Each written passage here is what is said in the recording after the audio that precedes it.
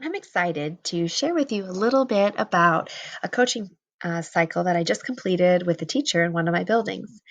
And this is just a brief overview of some of the pieces that went into the project. If you really are interested in learning more about what it all entailed, please feel free to go down to the narrative below and read a little bit more and enjoy some of the links that I provided around our work. The need that was established and the reason we decided to dive into this mini coaching cycle was a fifth grade teacher approached me about some instructional gaps that he was seeing in his classroom. And I thought it would be the perfect time to push his thinking both in math content, but also bring in some of the technological things and applications that I'd been learning about in my technology coaching and leadership class. And he was willing and I was ready, so we were going to take off with that. And part of the need is just making sure that we could provide some targeted instruction to a classroom that had some fairly significant academic gaps going on. And we'll dig into that a little bit more as the presentation moves forward. So, this partnership, I kind of was trying to be facetious here on my slide, is it ended up being three of us in this partnership. As I mentioned, Ryan, who was the fifth grade teacher, approached me, his instructional math coach, and then at the same time brought in his mentor coach, which ended up being a really fantastic experience. His mentor coach is a seasoned teacher who had actually been an instructional math coach in his previous role. So I knew that I was going to learn a significant amount by working with him as being a second year math coach. And then the teacher, being a second year teacher, was going to learn a lot from his mentor coach. The other reason I was very excited to have Dennis on board is that I knew that with some of these shifts that we were going to be making in the classroom, it was going to go well beyond just math content. There was going to be some practical needs to take care of. There was going to be some management concerns. And I just thought the more hands on deck, the better. And just to provide a little more overlap in the work that we were doing. We had a few things as a part of our shared vision, and I wanted to just highlight why we brought all these pieces to bear. As I mentioned, with a mentor coach involved, there was already a substantial kind of trajectory going with the kinds of things that he was reinforcing. So, things like formative assessment. Really, that's a hallmark of the Waterloo Community School District. So we wanted to make sure that as we were doing this work, that we were finding ways to reinforce just observational notes, anecdotal records, exit tickets, ways to analyze student work on a daily basis to assess and drive our instruction. So we wanted to make sure that there were some pieces that involved that. I'm going to jump back to the top in terms of the district pros and cons. We did want to make sure that we were highlighting what it is the district sees as a mission. The only kind of downside to that is that there is not an explicit reference to technology, which I honestly, in looking further into it, was a little bit surprised. It is built around the statement of 21st century skills, which I guess would draw you to infer that that would be technology would be a part of that. But if you're looking for our mission statement or any other statement from the district to guide this work, those kites are not really built in yet. Well, that's kind of a con. One of the pros is that we have a really robust technology department. And not only are the gentlemen at the top that run it extremely proficient and responsive to buildings needs, but the people that are on the ground working in the different buildings also are great resources to the work that we're doing. So the district, there is a pro con to that piece. Not a really sharp, distinct mission around the use of technology, but the supports are there for the growth and the needs that we have. We had a shared vision around using Google Classroom, and this kind of harkens back to the district piece. The district in the last 3 to 4 years has moved 100% to Google Suite applications. And having Ryan being a second year teacher with very little technological experience, we wanted to ground our work in applications that are used district wide, building wide, and students are being exposed to the most at this time. So that was going to be our hub and not so much around trying to expose him to myriad of other platforms outside that. We also had a shared vision around the multi-tiered system of supports. And really, that piece is kind of just embedded into the need that I've already described. That we have this tier one instruction that is built into the pacing guide, but we wanted to find a way to really leverage technology during that tier one instruction so that it could be more impactful and more rigorous. But that we also wanted some of the pieces that we were building in to have impact on tier two and three instruction as well. That we wanted to equip students with their use of technology so that we could also incorporate some of these protocols in other aspects of student learning. This classroom culturally and is I wanted to be real literal with this because equity is a really big part of our district. So the teachers are used to really taking a solid look at how our data is reflected across the different races within our building with a predominant uh, gap closure between white and black students. So I wanted to share a little bit about the 20 kids that in his classroom. As you can see, his classroom is predominantly 85% so minority population, and the highest represented group is his black students. And as I mentioned, he's a second year non-traditional student. So he came out of another career. He has his youngest children are going into middle school and above. So he brings a really interesting and rich diversity and background. He has some military background as well. And he also identifies as black as a teacher. In terms of the technological culture in this classroom, as I kind of alluded to before, Ryan himself would self-admittedly, would say he does not have a lot of experience and he does need a lot of guiding and supporting through some of the things that we do, even with the Promethean board or an ActiView or some of those um, resources that are built into his classroom. But his students, even though they've not been one to one until this year, have had access to a Chrome card in their classroom for the past 2 years. So they actually bring a significant amount of background knowledge with them. And that was definitely came to bear in our project and was very helpful. So, as the project description shows, we were wanting to leverage this new one to one technology. And in our particular case, it's Chromebooks towards getting students that what I need learning within the math block. And as I mentioned, this was a little bit of a unique turn on what tier one instruction normally is. The whole thing revolves around the fact that this particular unit in our math curriculum is all tied to a fourth grade standard. So it's not even up to the rigor that the students need to be. Now, the rigor for addition and subtraction at fifth grade is within decimals and fractions.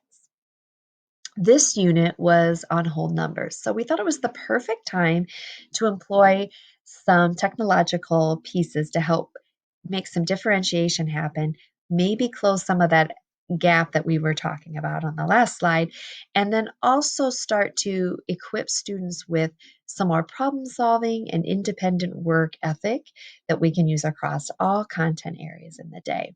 So basically, we set it up by employing the use of Edify, which is an online testing platform where we created a pre assessment and we gave it to the students. And we tested students to determine which students were proficient on whole number addition subtraction up to 10,000. And then that was the students that were going to be a part of this project, that we were going to try to employ some of the one to one technology in the classroom so that the teacher could continue with tier one instruction with those students who were not able or not proficient with addition and subtraction with whole numbers, while the other students begin to anticipate and work through some problem solving that would prepare them for when we would move to addition and subtraction with decimals in a couple months. So the way that we did set up to assess our progress and how this implementation was going, we had a few things in mind that we were using, both to keep track of our progress, but also to support that formative assessment piece I mentioned earlier in this conversation. So, as I mentioned, we used Edify, which is an online uh, testing resource that our district has purchased for us to use, and that is the platform that we use to give our interims and benchmarks, but we've also given it gives teachers an opportunity to self-create assessments that are tied to the core. So we did that as a 5th grade team. We brought in as 2 other team members so they could also do the same thing, and we use that throughout to do some toe dips on other skills as well. We also created an implementation rubric, which is linked below, where we wanted to really succinctly identify what student behaviors and outcomes we would use to gauge whether or not our employment of the one-to-one technology was deemed successful. We also created a note catcher, which was the non-technological piece of that. But we realized in realizing that we were moving with a pretty drastic shift, we wanted to provide students with choice and opportunities to transfer skills that they were familiar and comfortable using to the technology platform in the Google Classroom. So we co-created this note catcher that we created as a PDF. We did put in the Google Classroom and did create it in a way that they could interact with it. But we also had printed copies in the classroom because we didn't want a barrier to be students' familiarity with the technology or lack thereof and their ability to write or draw in the Jamboard or in the Google Classroom applications or in Pear Deck or whatever we were using to inhibit their thinking. And so if it helped them to do it paper and pencil first and transfer that learning, we were more than open to that. And then I mentioned Jamboard. That was the other Google product that we wanted to introduce to students so that they could be held accountable for their work. And again, to kind of create an opportunity for them to transfer some of this work from a paper pencil modality to a digital experience. I didn't put on there Google Meet, but that would was also a way that we did assess because we could get on with a student on occasion and have conversations with students and answer questions with students, and even in the chat box in that application, so that we could keep take notes on what we were noticing. What are the kids asking about? What are the concern they have? Are they bound specifically to technology, or is it more around content? So we did use that to collect data as well. As I reflect on this project, there is lots of things I could talk about. There's lots of things I could write about, but I try to really focus on these 4 particular things. There were obstacles along the way, and one kind of obvious one is that we were in the middle of a pandemic, and so that provided some real issues with contact tracing and social distancing.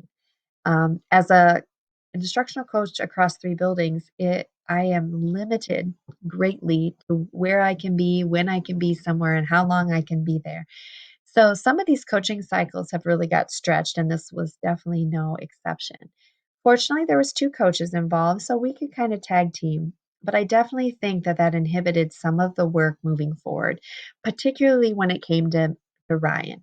I think the student piece, we were able to interact with them even when we weren't in the building, as I mentioned, in Google Meets and on the Jamboard and on Google Docs and various things. I could get on when I knew the kids were in math and I could check on them and interact with them even if I wasn't in the building.